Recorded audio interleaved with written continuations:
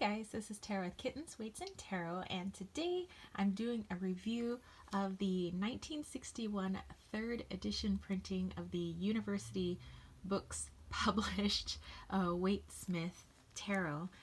So this recently came into my possession through my uncle. This was his one and only deck.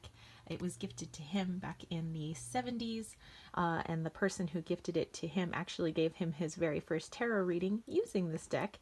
And this was picked up secondhand, or like at a yard sale back in the late 60s, and so this is 1961. So I was like, whoa, oh my goodness. So I was doing like all this research trying to figure out like what year, because I couldn't find a year on here. So right now I keep it in this little bag that one of my good friends had made for me. So shout out to Yasmina, thank you. So I have this cute little Artemis bag. It's got these little charms on it, and I think it would really protect the box because, as you can see, the box is quite old. So let's take a look at it.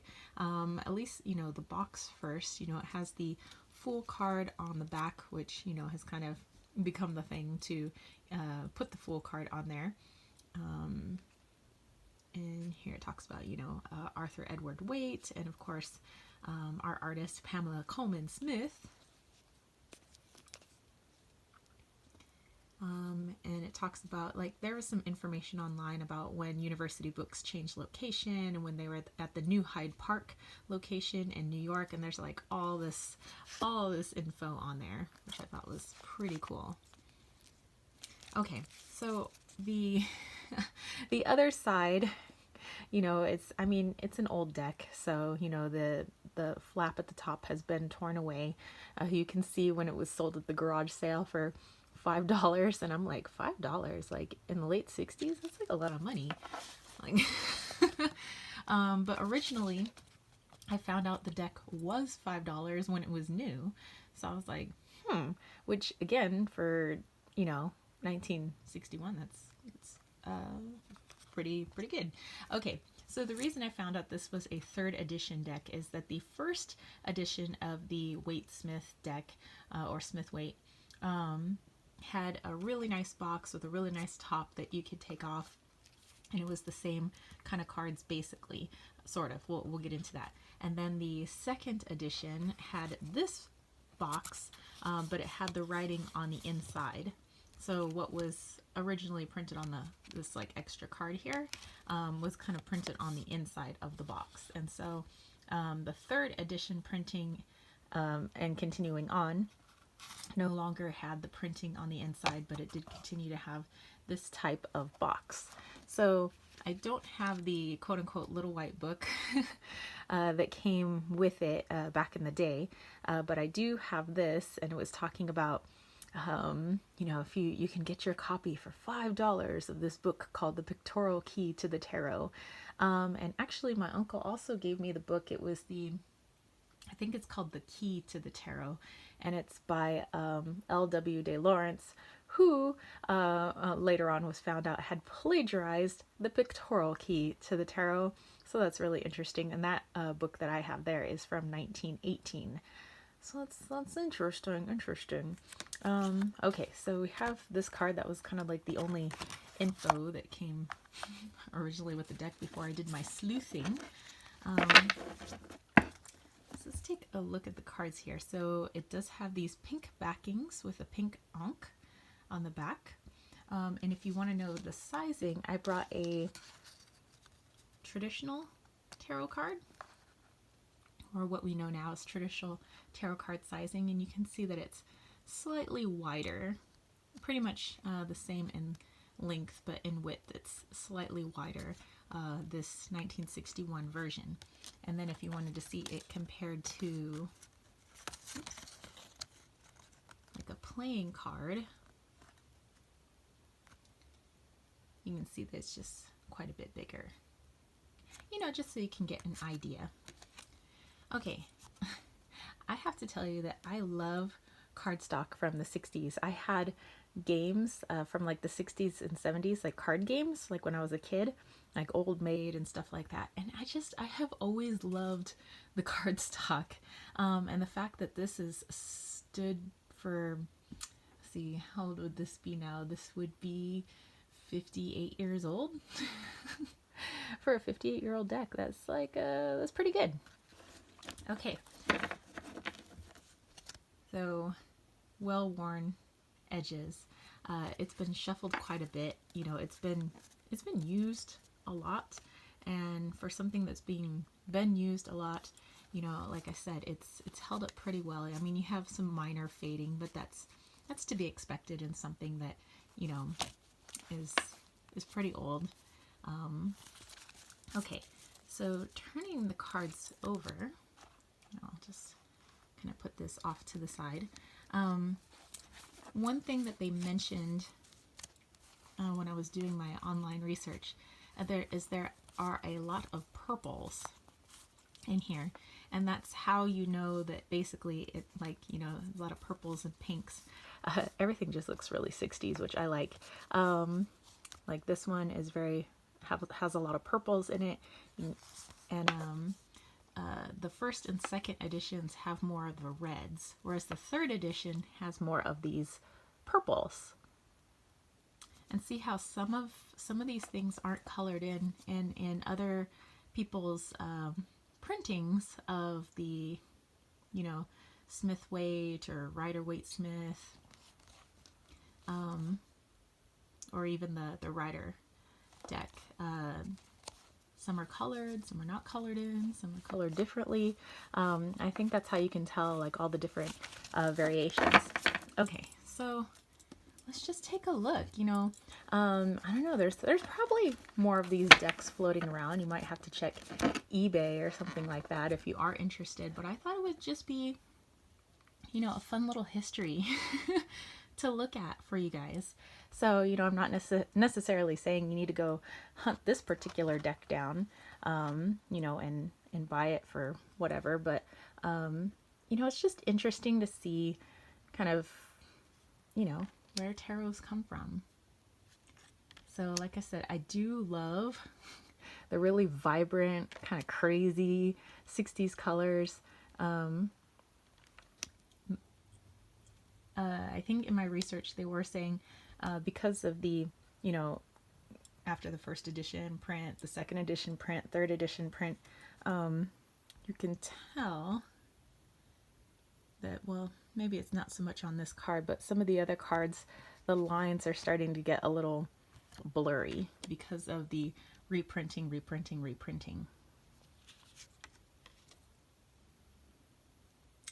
Maybe you could see it a little bit in his face.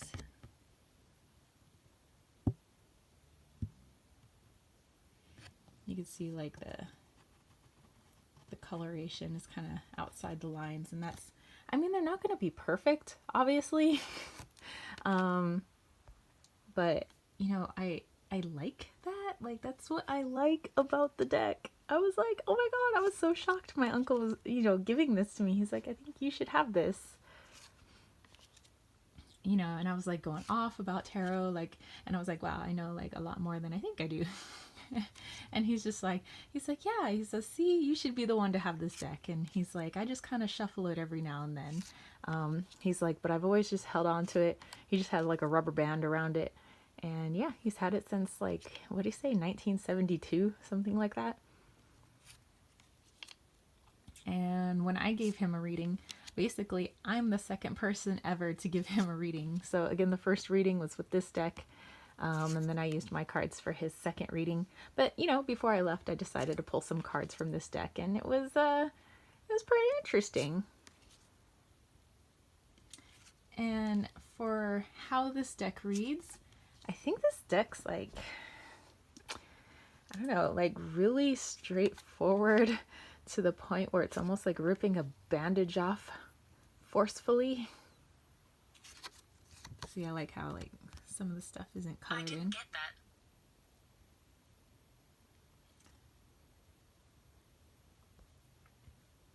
Some of the stuff isn't colored in. That's cool.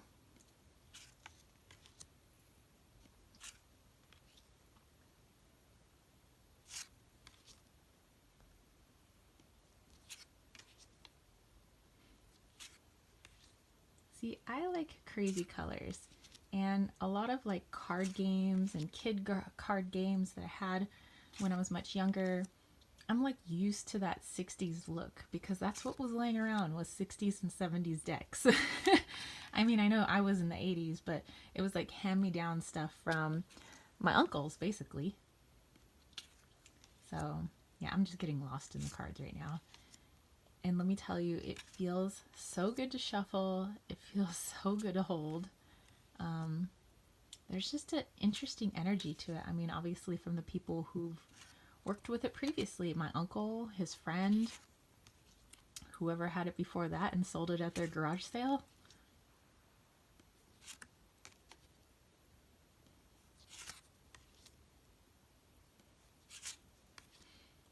So I guess the purpose of the video is just to kind of show you some history, you know, different iterations and interpretations of Pamela Coleman Smith's art.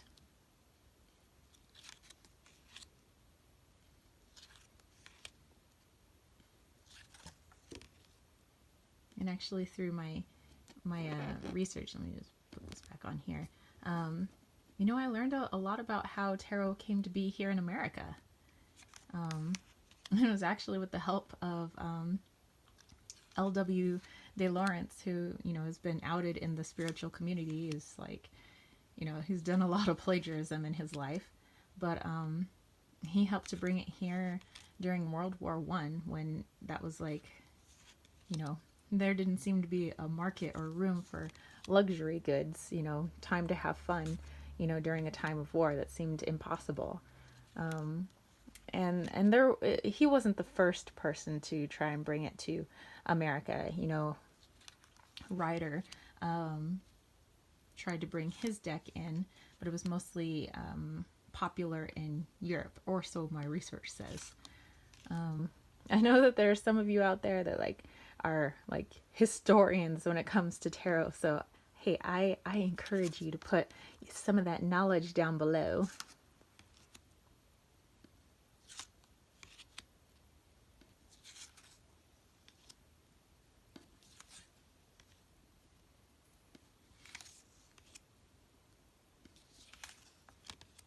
Oh, and Queen of Pence here at the bottom. Okay, so what I would like to do is to just pull a few cards. Put all the cards in the deck first. So I'm going to move this off to the side, and let's just see how it reads. And plus, I just want to shuffle it for you guys. Okay. And this one, for some reason, two cards always like to come out at the same time, but we'll see if it does it here. No, this one actually does one card. Okay. One card. Okay, maybe it just does that when nobody's watching. Ah, see, it's doing the two card thing. Oh, that's interesting. You have two night cards. Okay, so I'm going to put this right here. All right. This already feels like shadow work to me. I'm telling you, this deck is deep. I probably wouldn't use this for lighter readings. And just, you know, me working with it, the minimal amount that I've been working with it thus far, I probably wouldn't use it for romance readings. This is more of a shadow deck.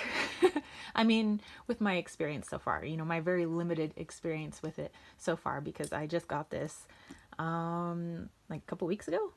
Yeah. Okay, so we have the Knight of Cups. So, you know, somebody who's all like, oh, you know, I always like to think of a hormonal teenager when I think of the Knight of Cups, you know, where they're just driven by their emotions more than they are their intellect.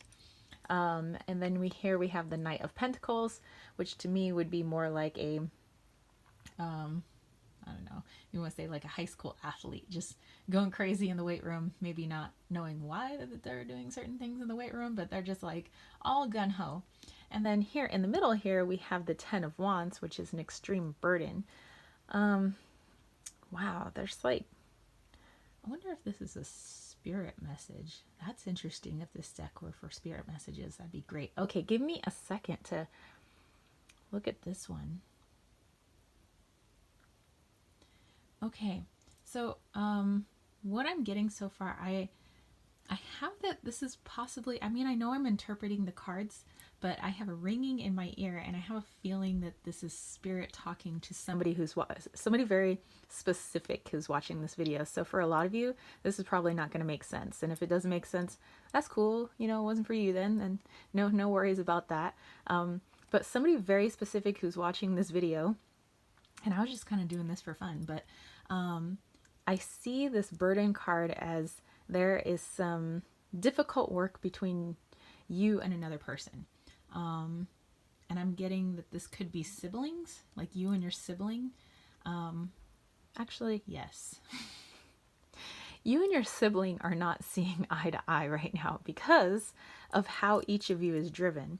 You know, one is very emotional, very reactionary.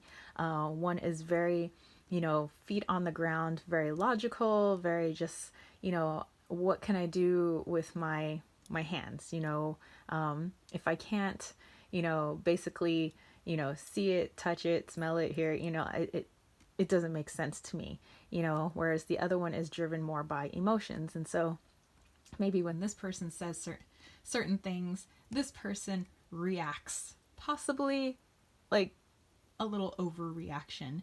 And then when this person isn't doing things the way this person thinks things should be done, you know, everything is black and white to this person, it should be done this way. You know, this person gets all bent out of shape. So I'm just seeing this heavy burden between the two of you. So if you are currently, if this sounds like you and your sibling, you know, it could be guy, girl, two guys, two girls, doesn't matter. You know, the nights aren't necessarily for gender, but I'm just really seeing that if you want to resolve the issue and the other person is interested in resolving the issue or any future issues that you may have, the two of you are actually going to have to sit down and talk to each other about how you do things and why you do things the way that you do. And there needs to be some sort of compromise and understanding about how the other person is just wired and structured, and see how you can work with those two different personalities. These people may even be twins, actually. That would be awesome. All right, so that was interesting. Okay, well, like I said, I just wanted to do a quick reading, but I guess it just kind of turned into something more serious. Alrighty then. So this is the 3rd edition printing of the Smith-Waite 1961 University Books publisher version of the tarot. So yeah, let me know what you guys think down in the comments section down below. If you have any comments or questions, maybe you have this deck and maybe you have a world, you know, a more vast amount of knowledge about this deck than I do, but that's just kind of what I found through my sleuthing. So like I said, you know, feel free to share, because the more we learn about the roots of you know, the divination system that we love so much, I think the better. All right, so that's it for me, you spiritual homies. If you dug this video, don't forget to give it a thumbs up. Don't forget to click subscribe, and don't forget to click that ding ding ding notification bell for more videos just like this.